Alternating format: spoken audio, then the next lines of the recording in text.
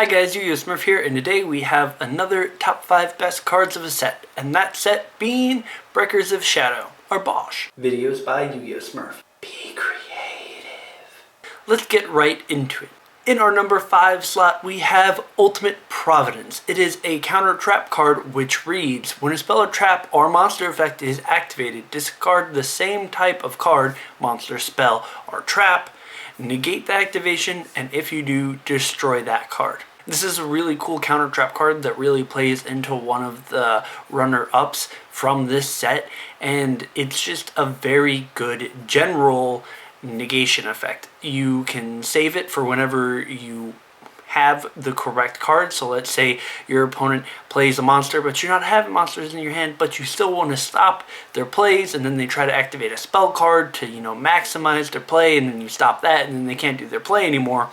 Ultimate Providence has that flexibility and is probably one of the best counter trap cards out there just because it can do anything. On number 4 on our list is Pendulum Storm. It is a normal spell card which effect reads, destroy as many cards in each player's pendulum zone as possible. Then you can destroy one spell or trap card your opponent controls.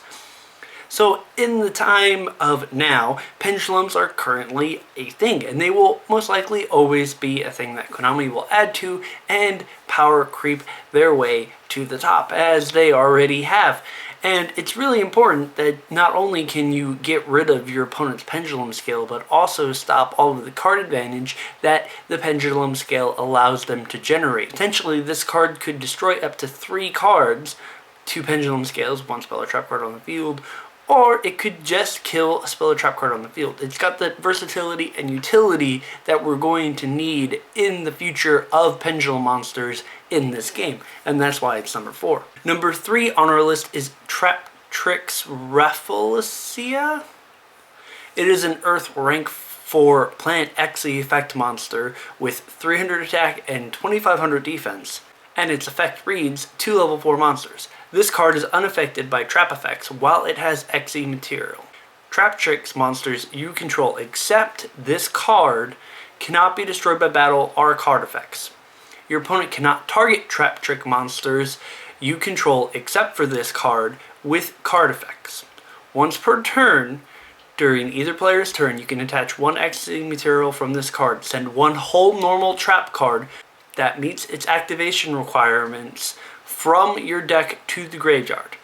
This effect becomes that trap card effect.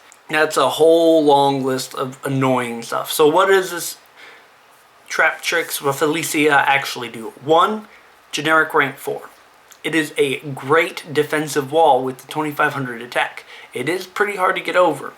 Not only can it not be affected by trap effects while it has Xe material, plus then you get access to all of the trap hole cards in your deck while she is on the field. So you don't need to be drawing the bottomless trap holes or the regular trap holes or the Traptrix Nightmare trap hole. You just have access to them by summoning this card, and it's really powerful. Number 2 on our list is Mistaken Accusation. It is a quick play spell card that reads, if your opponent has more total cards in their hand and on their side of the field than you do, target 1 face-up card on the field. Neither player can activate cards with that name or their effects for the rest of the duel except that target. You can only activate 1 Mistaken Accusation per turn. What does this mean? Okay, so first off, if it's any sort of deck that someone relies heavily on a combo piece, so for instance, let's say Cosmos, they rely on 1 particular card to help their pieces, either Farm Girl or Wicked Witch, that allows to generate great card advantage that cycles through cards. They have an inherent flaw. They leave the field when they activate their effect. So if you activate Mistaken Accusation, sure, they'll get the one-time effect of Wicked Witch or Farm Girl, but no more for the rest of the duel. Period. End of discussion.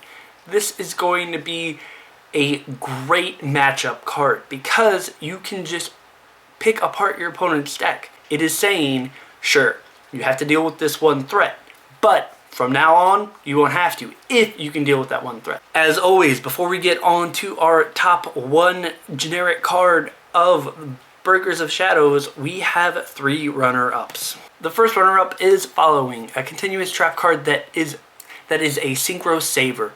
The monster cannot be destroyed by battle or your opponent's card effects. It does a couple other things, but really we just care about that. That monster is safe as long as Following is on the field. So now they have to get rid of Following before they can get rid of your pesky synchro monster. Next up on the list is Guiding Aridin. Light, level 4, Pendulum scale 3, Fairy Pendulum effect monster with 1700 attack, 800 defense. Its pendulum effect is that you apply these effects. You do not pay life points to activate counter trap cards. And you do not discard cards to activate counter trap cards. That is huge. Huge. Period. End of discussion. It can be thrown in anything that runs counter trap cards. Lots of people have been trying to build specific counter fairy decks around it because there are a couple other searching capabilities and general counter trap cards for the counter trap card fairies. It's actually an archetype.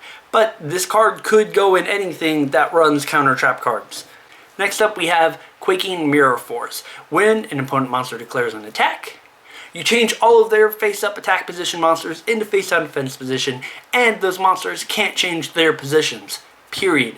So for the rest of their time on the field, they're in face-down defense position, and they can't hurt you or activate their effects, because face-down effect monsters cannot activate their effects, because we don't know what they are. Finally, our number 1 card of Bosch is Solemn Strike. It is a counter trap card whose effect reads: when a monster would be special summoned or a monster effect is activated, pay 1500 life points.